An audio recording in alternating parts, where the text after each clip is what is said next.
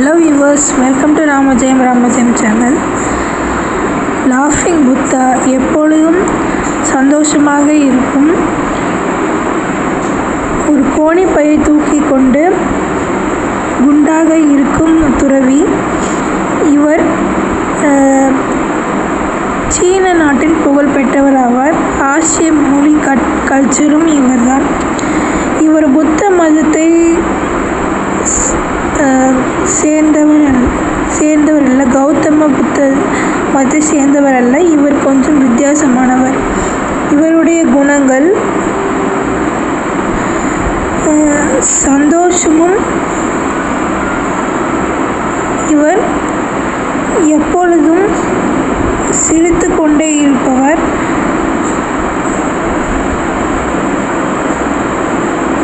அது சந்தோஷத்தை குறிக்கும். பாசிட்டிவ் எனர்ஜியை நம் வாழ்க்கைக்கு கொடுக்கும். அந்த கோணிப்பையில் புதையல் ஆசீர்வாதங்கள் இருக்கிறதாக நம்பப்படுகிறது. அது வெல்த், குட் ஃபார்ச்சூன் நமக்கு கொடுக்கும்.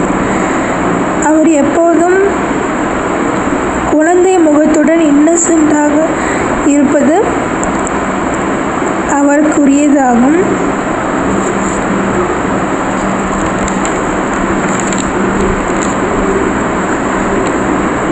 லாஃபிங் புத்தா என்பது உண்மையாக ஒரு சீன துறவி.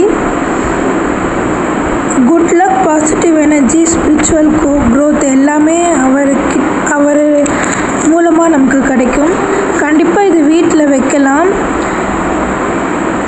எல்லா மக்களும் இது நம்பி அது நல்ல அதிர்ஷ்டமும் பாசிட்டிவ் எனர்ஜியும் கொடுக்கும் என்று நம்புகிறாங்க.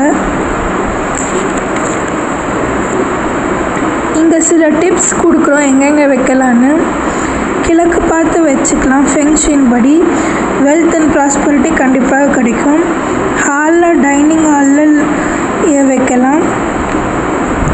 பெட்ரூமில் வைக்கிறது தவிர்க்கணும். எப்போதும் பெட்ரூமில் வைக்க மாட்டாங்க.